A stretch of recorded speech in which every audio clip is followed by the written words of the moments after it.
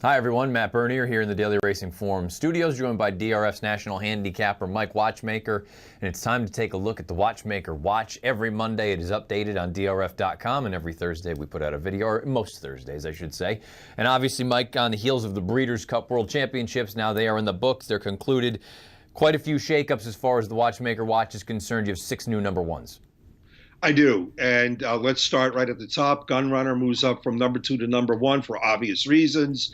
His Breeders' Cup Classic was a strong effort, very strong effort.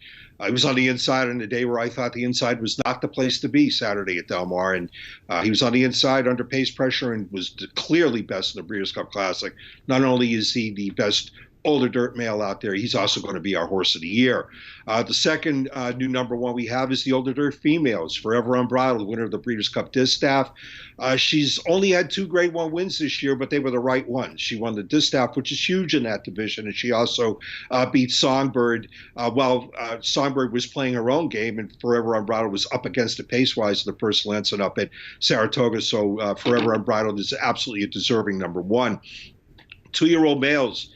I displaced Bolt Doro. I know there's a lot of support still out there for Bolt Doro and for even champion of the division, even though he was third after a bad trip in the juvenile. But I thought Good and Magic was lights out in the juvenile. And I know he's had only 1 win this year, but it was in the Breeders' Cup Juvenile, and he shipped out west, and he was tons the best. To me, he's clearly the best 2-year-old male at this stage of the game, although Bolt Doro is, I think, a very good horse as well. 2-year-old females. To me, the defining race in the division is the Breeders' Cup Juvenile Fillies, and Caledonia Road, while she might have been set up with the way the racetrack played, was still a going-away winner of that race, and she moves up from number 6 to number 1 in the 2-year-old female division. Turf males.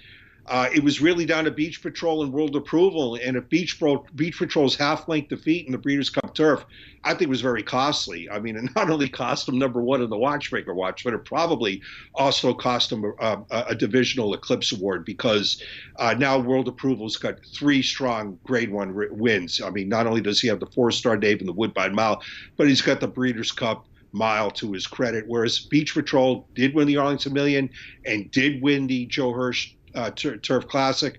And if Beach Patrol had finished first in the Turf, that would have been a resume that would have been hard to deny. But he's back down, and World Approval's back up to number 1. And then sprinters, well, Roy H. has done everything you could ask a champion sprinter to do this year. He was number 2 going into the Breeders' Cup. He now has displaced Dreyfong and is number 1 off his clear-cut Breeders' Cup sprint win. We've still got a little bit of time, and you would imagine that some horses are going to wheel back, but it's going to be tough for certain divisions to make any sort of real headway here. Feels like most of these divisions are kind of sound and straight to the point. We'll find out, as far as the Eclipse Awards are concerned, here in a few weeks, where ultimately all these divisional titles go. Again, the Watchmaker Watch updated every Monday on DRF.com. These videos most Thursdays here with DRF's national handicapper Mike Watchmaker. Great stuff as always, Mike. Thank you, Matt.